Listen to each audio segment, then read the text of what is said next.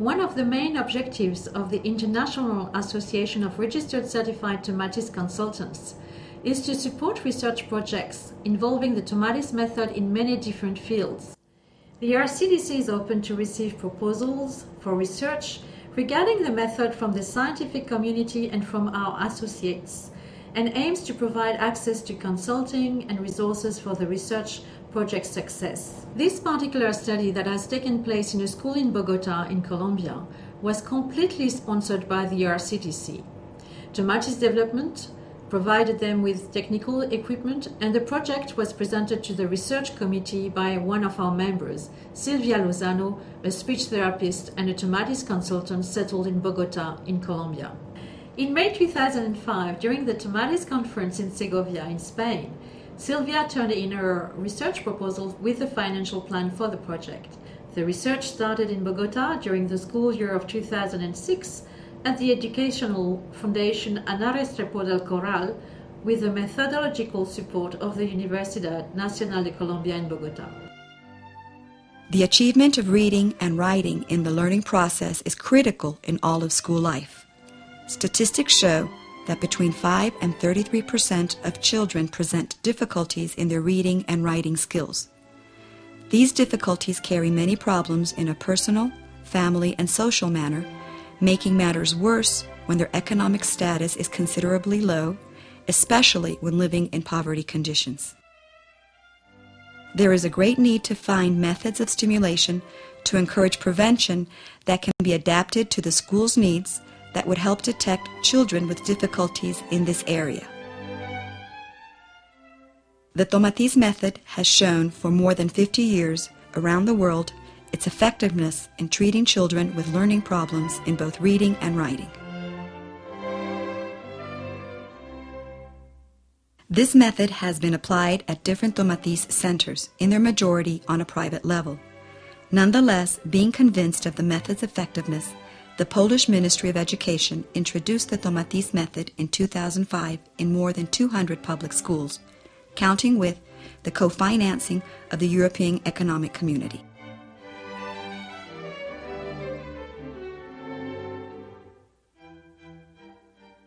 This project appeared with two main purposes: to study the effectiveness of the Tomatis method to help prevent difficulties in the learning process of reading and writing, being that it hasn't yet been documented its effectiveness in prevention, and on the other hand, to cover a very wide and vulnerable population, being that in Colombia there's no access to the method because of economic reasons. This project began with the intention of finding the answer to our fundamental question in our investigation. Do children between the ages of 5 and 6 exposed to the Tomatis method show a differential effect in their communicative, linguistic, cognitive, and emotional skills compared to the musical stimulation in a typical classroom scenario?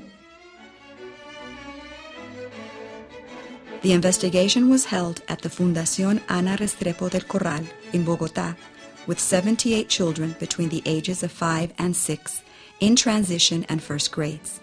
These children were randomly arranged in 3 groups with 26 children in each.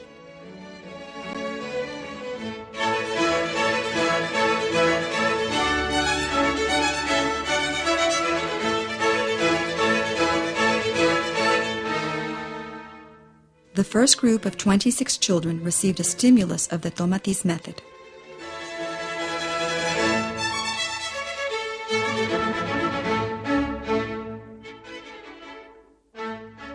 The second group of 26 children listened to music using headphones without the modification of the electronic ear. And the third group of 26 children didn't receive any auditory stimulation. The 52 children were gathered in one classroom using headphones while receiving musical stimulation during 1 hour and a half simultaneously.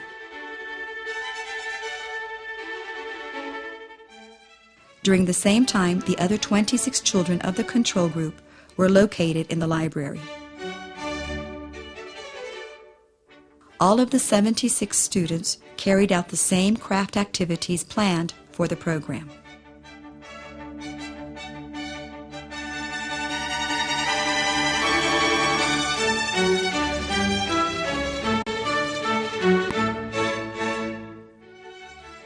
The 60 hours of stimulus were divided in 3 phases of 20 hours each, with a break period of 4 to 5 weeks between phases.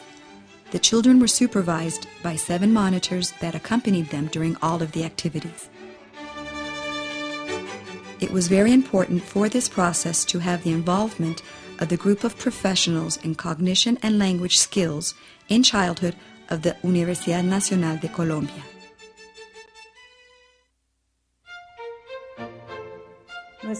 Our participation consisted on giving advice to the architect in the project's design to choose adequate tests that can be easily adapted to our population, applying the tests, choosing and training examiners among the graduates of the Human Communication Department.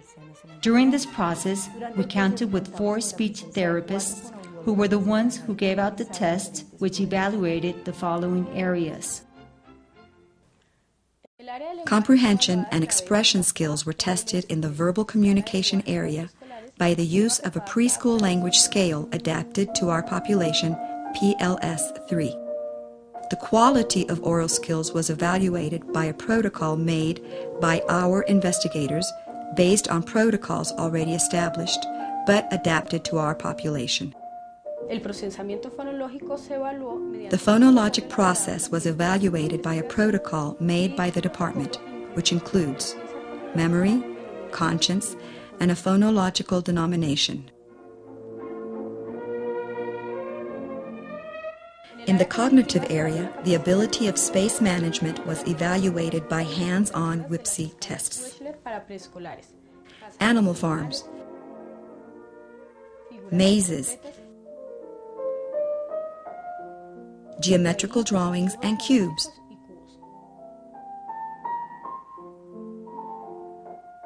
The test evaluated the social, emotional, motor, cognitive, and adaptation ability as evaluated by the Battelle-Sieve test.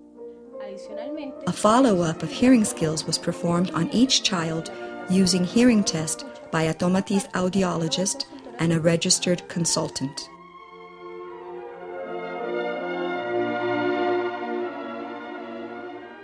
Four tests were given during the school year, one immediately before starting stimulation, a second one after finishing the first 18 hours of stimulation, a third one ending 60 hours, and a fourth one 2 months after finishing stimulation. The first, third, and fourth included all the protocol of the tests. The second one only tested for phonological process, hands-on WIPSI tests, and hearing tests.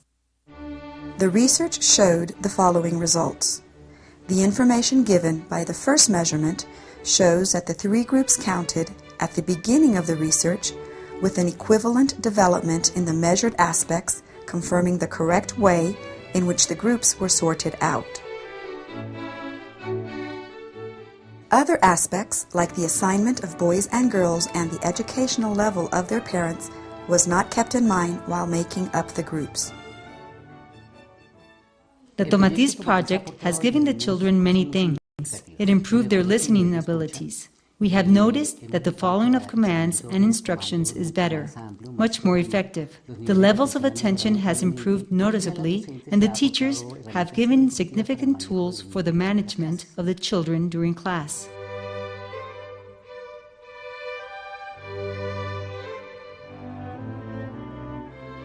In overall, at the end of the intervention, the Tomatis group had significant results in the communicative and emotional level because of their capacity to communicate their needs and likes.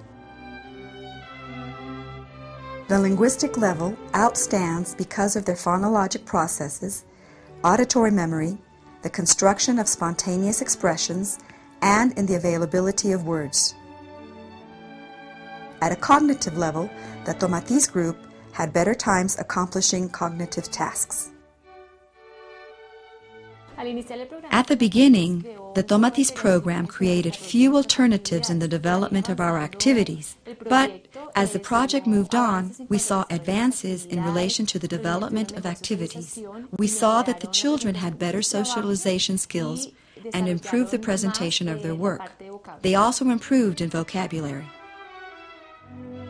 On the other hand, the musical group, or Group 2, only obtained higher scores at the end of intervention, in the linguistic area in pronunciation, and in the emotional area with an easier adaptation to a school environment.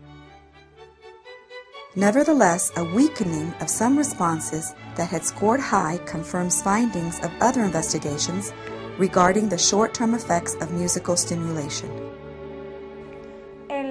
The Tomatis program has given very positive results in the children, since it has taught them to socialize better with their classmates and adults, to have better self-control, and to better manage their fears.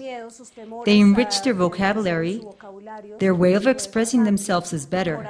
They improve their reading, writing, and their usage of the line.